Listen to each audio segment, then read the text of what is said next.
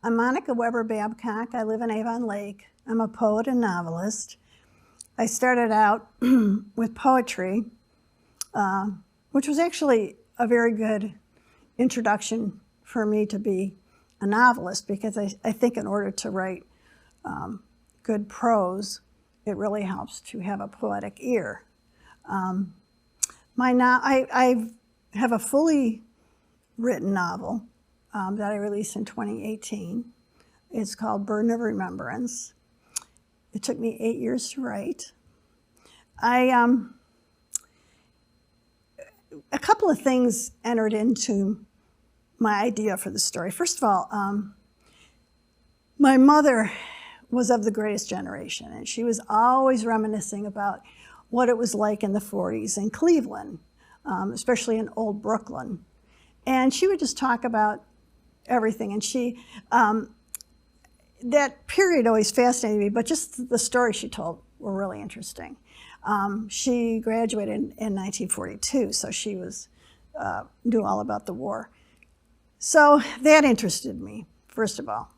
Secondly, someone I knew had told me years before, she had mentioned to me that her father had left the family when she was 5.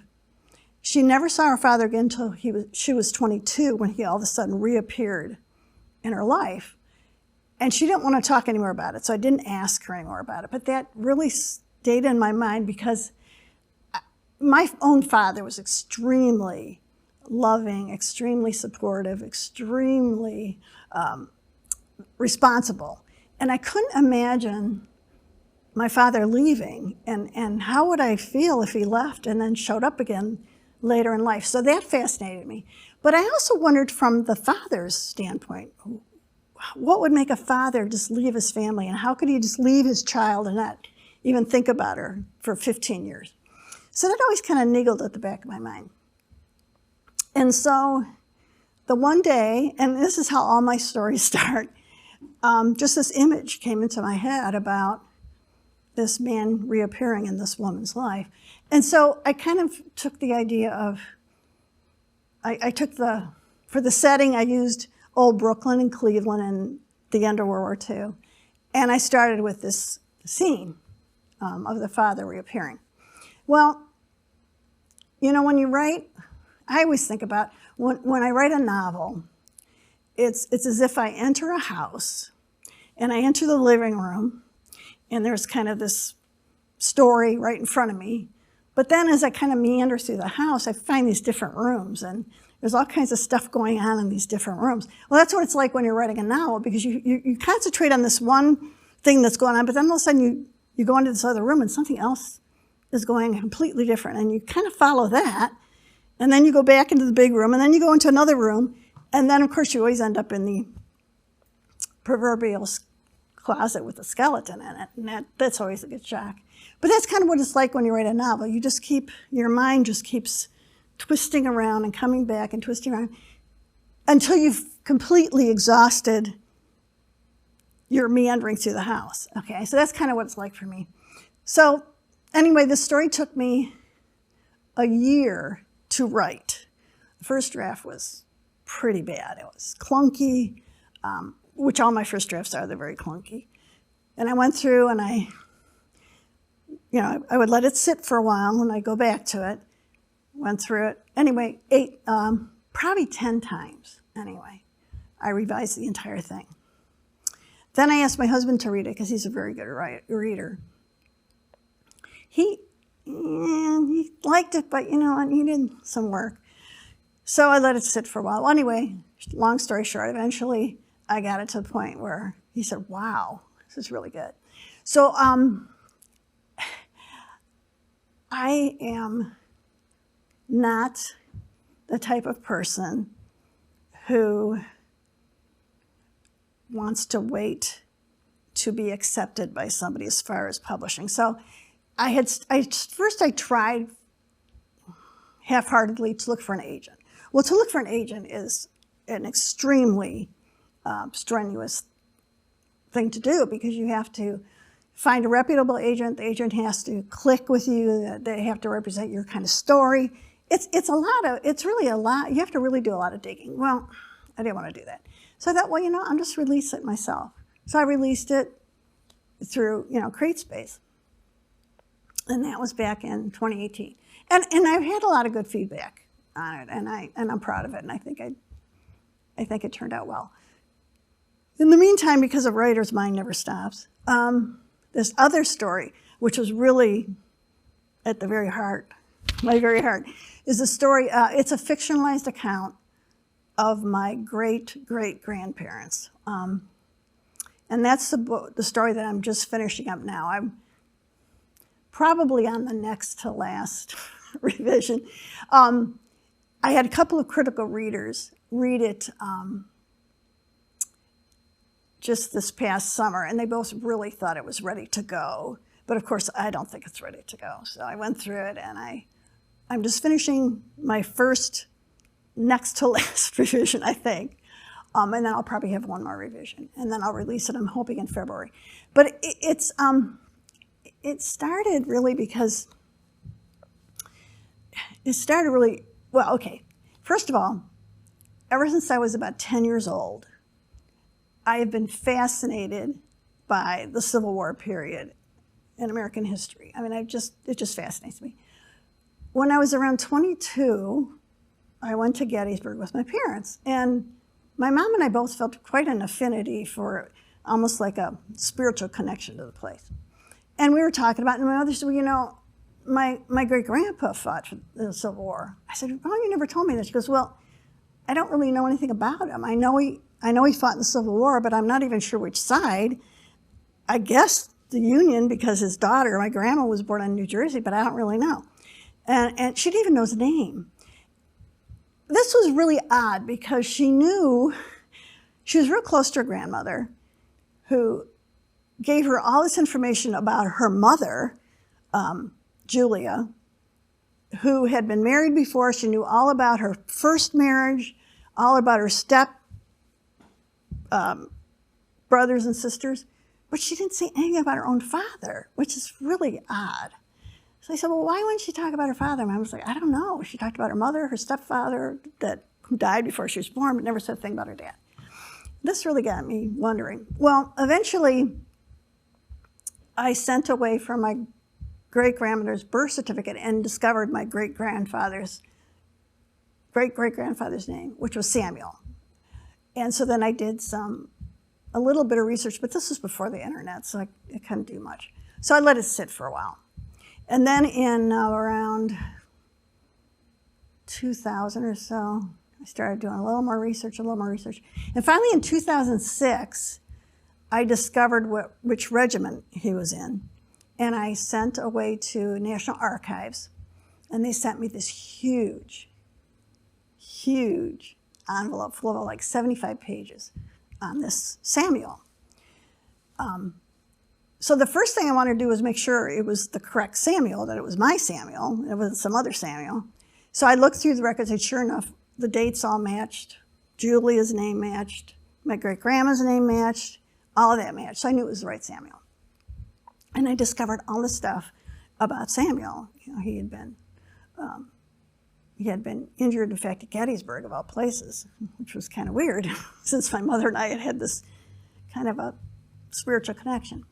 So anyway, I had done all this research. So then I thought, okay, eventually I'm going to write a book about this. In the meantime, life intervened, and I wrote Burden of Remembrance, but I kept this other story in the back of my head. In the meantime, we traveled. We went back to Gettysburg. We went to Philadelphia, to the actual addresses that were in this National Archives packet. Went to Gloucester City, New Jersey. I actually saw my great-great-grandmother's house, which is still standing. And we visited all these places, including the actual field hospital where my great-great-grandfather was treated at Gettysburg. So after absorbing all of this, it really kind of got me ready to write the book. So I actually started in 2017, while Burden of Remembrance was kind of percolating for its final revision. And I wrote it. I had trouble It's been a challenge. It's been really fun, but it's been a challenge. First of all, I make sure everything's historically accurate. Second of all, the voices, I really had to work on the language. Okay, so we're talking 1870s, the United States. People spoke very differently during the Civil War period. Much more lofty, the language was much more lofty. But they were also from Ireland. And so I had to make them sound Irish. I also had to make them sound different, because what I've done in the stories, I framed it where Samuel talks, then Julia talks, then Samuel talks, then Julia talks. And the chapters go back and forth while each of them tells their story. And so I had to make them sound different. So as I was writing it, it took me a while to get into the actual rhythm of it and into knowing my characters. It takes a while to get to know your characters. And so then I eventually got to know Samuel one way, and then I think they're actually two sides of myself. Samuel's the dreamy, broody one, and Julia's the practical, stoic one, which I'm not very stoic, but she's stoic. So they have very different personalities. And so then I'm almost done with that story. The thing about both of my novels, they're both historically accurate. I check everything. I go online, everything. I check to make sure that everything is correct, that the language is era appropriate. I check to make sure that these places indeed existed at that time. And the other thing about them, besides being historically accurate, is they have the same themes, which is basically families who are in turmoil, the whole idea of betrayal, abandonment. Both stories have big elements of PTSD in them. And so these are themes that I'm really interested in. And so both stories, although completely different, and they have completely different frameworks, they have the same themes of, again, family turmoil, abandonment, sickness, and just, they're philosophical, they're psychological stories, I think, that really delve into these deep issues. So my novel that will be coming out hopefully within the next couple months is called A Melancholy Union. And it reflects, obviously, a couple of things as far as the union cause, but also their marriage between Samuel and Julia is melancholy in many ways. But this story it's as accurate. What I did in the story was I used as much fact as I knew, as much fact as I could possibly get, and then the rest is all imagination. Of course, I had to imagine what their personalities were like. I had to imagine I knew. My mother had told me that the family was from Belfast, so they knew they were from Northern Ireland, that part, but I didn't know exactly where. I'm not even sure of their exact birth dates, but I kept it as true as I could to the facts. I didn't know what they looked like. I wish I had pictures of them. I do have photographs of their daughter, Sarah, so I know what she looks like.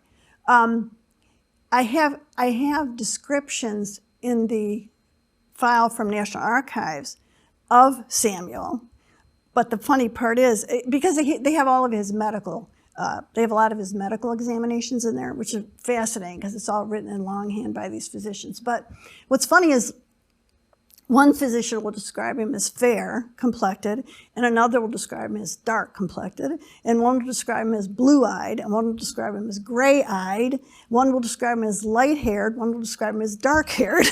So, I guess it depends on, the reference point.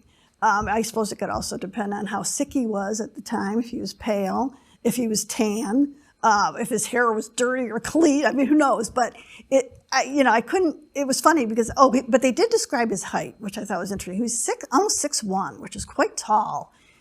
in the 1860s. He was 6'1¾", and he weighed 165 pounds. So I got a picture there that he was tall and rather slender. But his looks, it was kind of hard. I just kind of had to guess that he had gray blue eyes and medium complected and medium hair or whatever, but it was interesting that way. Julie, I wish I knew what she looked like. Sarah, my mother, of course, knew Sarah, who was her grandmother. She always talked about Sarah's intense blue eyes. So because she talked about Sarah's intense blue eyes, I figured, okay, she got them for her dad. So I gave Samuel the blue eyes, but who knows? But anyway, it was fun. So again, it's a blending of what I know and what I guess. And I'm hoping that Samuel and Julia are happy with the story. I purposely don't provide their last name, mainly because I don't want it to be their absolute true story, because I really don't know what their story was like, and I don't want to say the wrong things about them or misrepresent them. So I only give their first names. I never give the last name. It's just Samuel and Julia. And so that's what I've done, and I hope it has a good reception. It's very dear to my heart, and I am starting, of course, I'm starting a new story because a writer can't be without a project. And this story, I'm about 11,000 words into it. It's a mystery, which is really something new for me. I mean, all my stories, of course, have a mystery in them because that's what makes the reader read. But this is an actual mystery that I'm writing. I'm about, like I said, 11,000 words in. It takes place, it's kind of contemporary. And so I don't know how that's going to work out. But whenever I write my first draft of any novel, is always really, really, really clunky. And I always get as I'm writing it, I always get really irritated. I think, oh, I'm not going to write this. I'm not going to. But then I always go back to it and I think, okay, I can fix this and I can fix that. So I think writers always feel that way. On your first draft, it's always very rough and you feel like, oh, maybe I should just abandon it. But this one kind of keeps calling me back. So I think I probably will finish this one. So we'll see what happens. This one, the main character's name is Lucy Gray. And so I've tentatively named the novel Lucy Gray, but I don't know, it might change. So hopefully that will be coming out in the next few years. So it usually takes me 4 or 5 years to get a book out. So that's my current project.